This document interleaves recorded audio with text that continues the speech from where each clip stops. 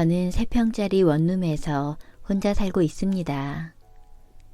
다다미 6장 크기의 원룸. 결코 넓지 않은 공간입니다. 그런데 종종 지인들로부터 3평으로는 안 보인다는 놀라움 섞인 말이 듣곤 합니다.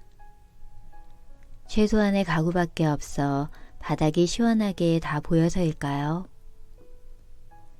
제 방에는 침대와 테이블, 텔레비전만 있습니다. 수납장 같은 것은 따로 두지 않았고 자잘한 물건은 전부 붙박이장 안에 수납하고 있죠. 큼직한 붙박이장은 지금의 집을 결정할 때 중요한 포인트였습니다. 주 생활 공간인 방에는 되도록 물건을 두고 싶지 않기 때문에 옷과 책, 여분의 일회용품들, 계절용품 등 그 밖에 자잘고레한 것들은 전부 붙박이장에 수납하고 있습니다.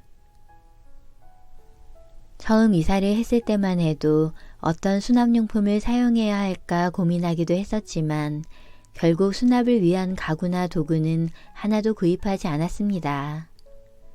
시간도 돈도 여유가 없을 때라 일단 가지고 있던 물건들로만 생활하다 보니 없으면 없는 대로 불편함 없이 생활할 수 있다는 것을 깨닫게 되었습니다.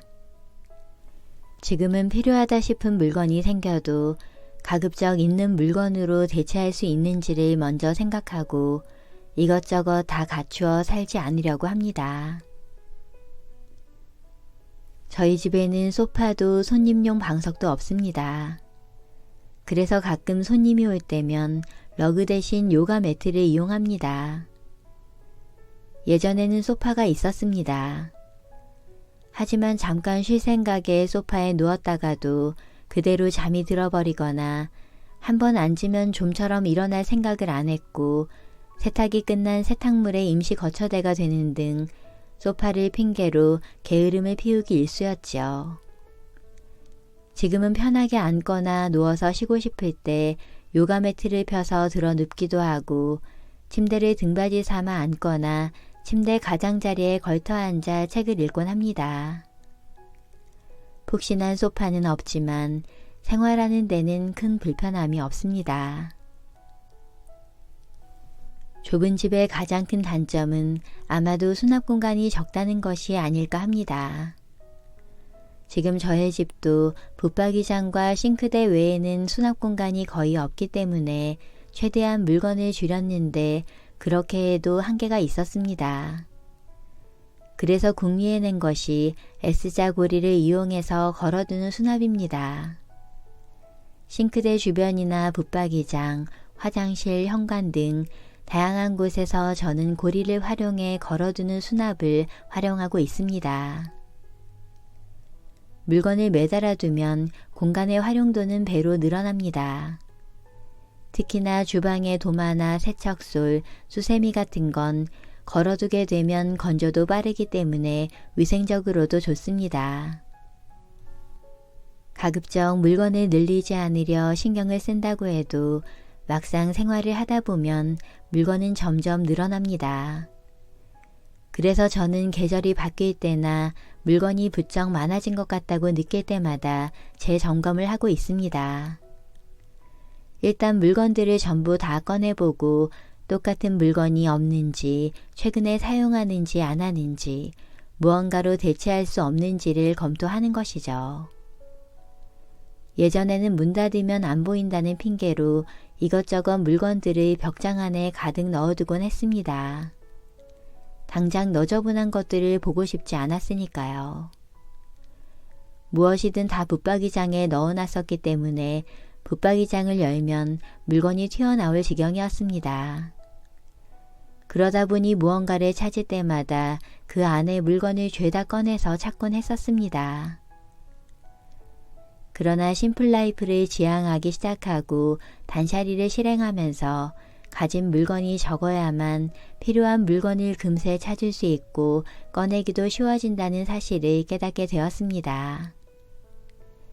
이후 꾸준히 물건 정리를 실천하며 저의 집 붙박이장은 문을 열고 싶어지는 공간이 되었습니다. 물건이 점점 줄게 되니 공간에 여유가 생겨나게 된 것입니다. 물건을 찾기 위해 애쓸 필요가 없어지니 스트레스도 줄었습니다. 지금은 어디에 무엇이 있는지 거의 완벽하게 파악하고 있으니까요. 벽장의 한 칸은 일부러 아무것도 두지 않았습니다. 그렇게 비워둔 공간은 갑자기 손님이 왔을 때 물건을 잠시 보관해 두는 곳으로도 활용하기 좋습니다. 아무리 자주 정리를 해도 늘어나기 쉬운 것이 바로 옷입니다. 지금 제가 가지고 있는 옷의 가짓수는 예전에 비하면 절반 정도 수준입니다. 극단적으로 옷을 적게 가지고 있는 건 아니지만 나름 꽤 많이 덜어낸 결과입니다. 처음 심플라이프를 지향하기 시작했을 무렵에는 옷을 너무 많이 처분한 나머지 곤란했던 적도 있었습니다. 그런 식으로 이런저런 실패를 해보고 나서야 즐겨 입는 스타일과 관리하기 편한 옷들만 남기게 되었습니다. 마침내 멋을 즐길 수 있는 지금의 옷장에 정착하게 된 것입니다. 지금 제가 가지고 있는 옷은 대학생 때부터 입었던 옷부터 4, 5년 정도 입고 있는 옷도 꽤 많습니다. 모두 좋아하는 것들로만 엄선한 옷들이라서 한 벌 한 벌에 애착이 가는 옷들이죠. 좋아하는 옷인 만큼 오래 입을 수 있도록 소중히 다루려고 합니다. 새 옷을 구입해야 할 때면 저는 가급적 오랫동안 쭉 입을 수 있는 디자인을 고르는 편입니다. 유행하는 아이템은 되도록 피하려고 합니다. 왜냐하면 유행을 따라 샀던 옷은 다음해에는 입지 않는 경우가 많았으니까요. 튀지 않는 베이직한 색상을 고르는 것도 제가 옷을 고르는 포인트입니다. 흰색이나 검정과 같은 기본 색상은 대부분 어떤 옷에도 잘 어울리기 때문입니다. 또 저는 옷 한 벌을 사면 한 벌은 정리하는 것을 기본 규칙으로 삼고 있습니다. 지금 갖고 있는 옷을 버릴 만큼 갖고 싶은지를 생각하게 되면 충동구매를 자제하는 효과를 얻을 수 있으니까요. 옷이 적어지면 입고 나갈 옷을 고르는 일도 오히려 즐거워집니다. 저희 집에는 손님용 물건이 따로 준비되어 있지 않습니다. 예전에는 손님용 이불도 갖추고 있었지만 좀처럼 쓸 기회가 많지 않고 수납 공간도 많이 차지해서 처분했습니다. 어쩌다 손님이 오셨을 땐 제 침대를 내어주고 저는 요가 매트를 깔고 그 위 침낭 위에서 자곤을 하는데 큰 불편함은 없습니다. 가끔 친구를 초대해 요리를 해줄 때도 가지고 있는 식기들로 충분합니다. 혹여 부족하다면 종이컵과 종이 접시를 이용하면 되니까요. 누군가를 초대하는 일도 손님이 놀러와서 자고 가는 일도 워낙 가끔 있는 일이라 대용품으로도 잘 해결하고 있습니다. 저는 더러움이 눈에 보이면 가급적 바로 청소를 하는 편입니다. 주방 벽과 냉장고, 전자레인지에 오염이 생기면 알코올을 뿌려 바로 닦아주는 식입니다. 대청소는 마음 먹기가 어렵지만 간단한 청소는 마음에 부담이 없어 가뿐하게 할 수 있으니까요. 날씨가 좋은 날이면 침구류 세탁을 하고 이불과 베개에 항균 탈취제를 뿌려 밖에 걸어둡니다.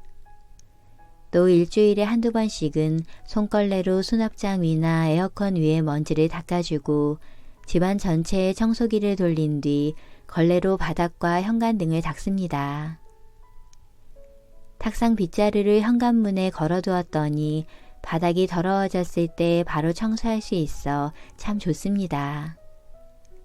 청소 도구는 되도록 가까이 두면 언제든지 청소에 돌입할 수 있어 청소에 대한 의욕으로 이어진다는 것을 실감하고 있습니다. 기본적으로는 집안일을 좋아서 하고 있지만 그렇다고 항상 완벽하게 해내는 것은 아닙니다.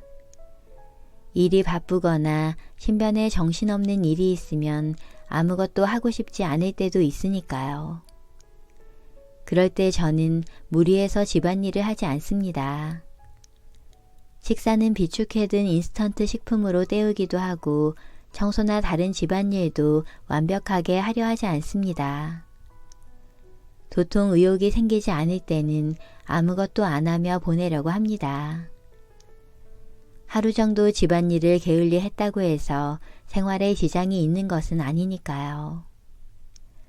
최대한 늘어져 빈둥거리며 보내고 나면 다음 날은 어제 못한 일을 해치워야지 하는 의욕이 생기곤 한답니다. 저의 여행 모토는 최대한 가볍게입니다. 제가 여행할 때의 짐을 소개할 때면 워낙 짐이 간소해서 보는 분들이 많이들 놀라워 합니다.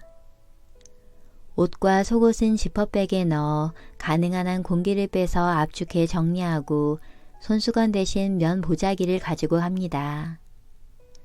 보자기는 펼치면 스포츠 타월처럼 쓸 수도 있고 작게 접으면 손수건으로도 사용할 수 있는 데다 젖어도 금방 마르기 때문에 굉장히 편리하고 활용도가 좋기 때문입니다. 그 외에 여행에 가지고 가는 도구는 거의 몇 가지로만 정해져 있습니다. 짐을 간소히 꾸리는 방법을 저는 보이스카우트 활동을 했던 초등학생 때 습득했던 것 같습니다. 야외 활동으로 캠프를 자주 가곤 했었는데 짐이 많으면 들고 옮기기가 힘드니까 몇 벌 안 되는 옷을 돌려 입고 되도록 짐을 작게 싸는 등 최소한 필요한 것을 선별해 짐을 꾸리곤 했었습니다. 평소 생활보다 불편함이 많은 아웃도어 생활에서도 이리저리 궁리에 쾌적하게 보내는 방법을 배우게 된 것입니다. 그때의 경험이 지금의 간소한 생활에도 근본이 되어준 것 같습니다. 미니멀리스트를 지향하며 날마다 이런저런 방법을 궁리하며 살아가는 모습을 사진으로 찍어 기록을 남기기 시작했습니다. 그렇게 사진에 남겨진 집의 변화와 청소 기록은 객관적인 시각으로 나의 집과 생활을 살펴보는 계기가 되었습니다. 또한 집을 더 깨끗하게 유지하고 정성스러운 생활을 계속하고 싶게 하는 원동력이 되어 주었습니다. 단정함이 주는 편안함을 너무나 잘 알기에 저는 앞으로도 불필요한 것을 덜어내며 나다운 정성스러운 생활을 꾸준히 지향하며 살아가고 싶습니다. 지금의 흐름대로 조용하지만 단단한 생활을 이어가고자 합니다. 단정한 삶의 가치는 일상을 대하는 태도를 바꾸고 매일을 조금 더 나답게 살아가게 해준다는 것을 믿으며 말입니다.